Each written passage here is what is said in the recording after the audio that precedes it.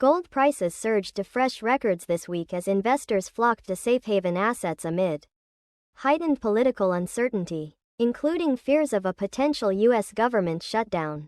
Expectations of upcoming U.S. rate cuts also fueled the rally.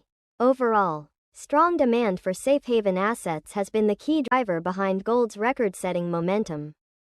이번 주 금값은 미국 정부 셧다운 가능성에 대한 우려 등 불확실성이 높아지고 투자자들이 안전자산으로 몰리면서 사상 최고치를 경신했습니다. 다가오는 미국 금리 인하에 대한 기대감도 랠리를 부추겼습니다. 전반적으로 안전자산에 대한 견조한 수요가 금값 상승 모멘텀의 핵심 동력이 되고 있습니다.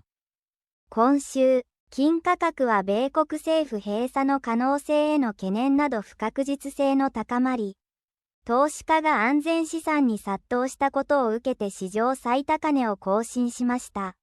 さらに、米国の利下げ期待も上昇を後押ししました。全般的に、安全資産への堅調な需要が金価格上昇のモメンタムを支える主要な原動力となっています。